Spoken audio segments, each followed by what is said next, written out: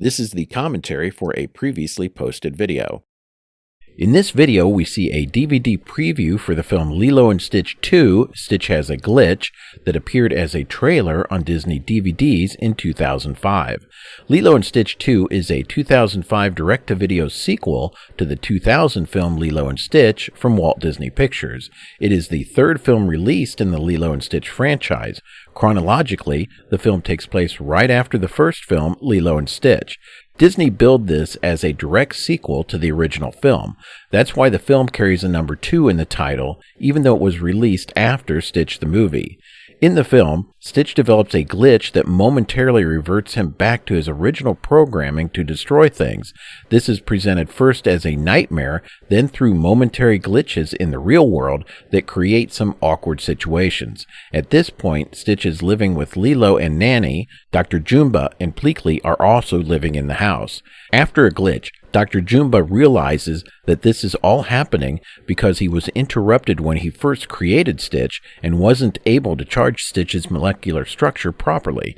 In secret, he works on creating a new charging chamber because if he can't recharge Stitch soon, Stitch's life energy could run out and he could die. Surrounding this core plot are a number of sitcom-like side plots, like Lilo trying to convince Stitch he is good by having him do good deeds, David's awkward attempts to woo Nani with the help of Pleakley, Lilo working on a hula dance competition with Stitch's help, and Dr. Jumba having to create a new charging machine from common household appliances.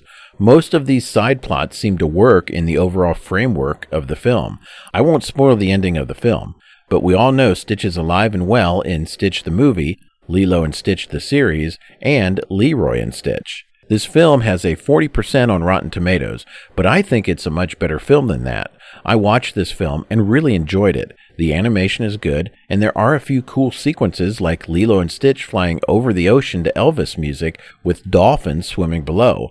The film also moves along pretty fast, and it doesn't seem to descend into dopey slapstick or have over-the-top situations with Stitch like I've seen in other Stitch films. In fact, Lilo and Stitch 2 was originally supposed to be released in theaters, but at the last minute Disney changed it to a direct-to-video release.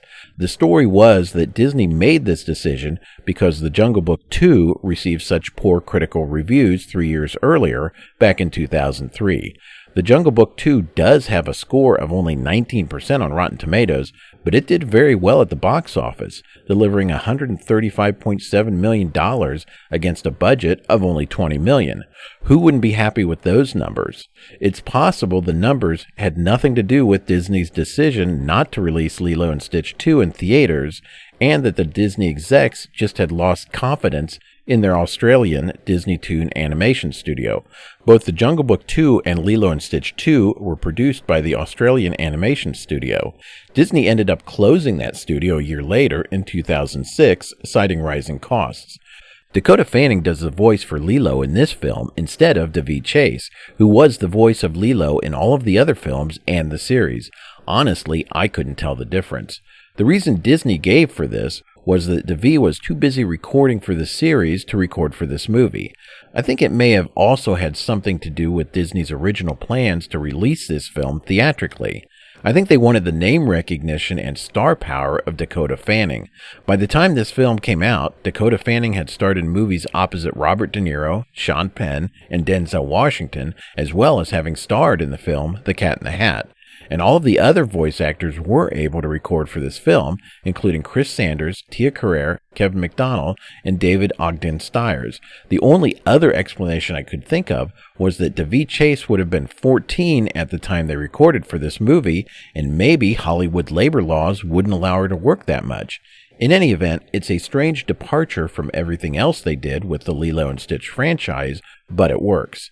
All that aside, I do think this was a good movie, and I really enjoyed watching it. It moves along fast, it has good animation, and a coherent story. There was one big problem, though. For some reason, Dr. Jumba keeps Stitch's glitch a secret from the rest of the cast, with the exception of Pleakley.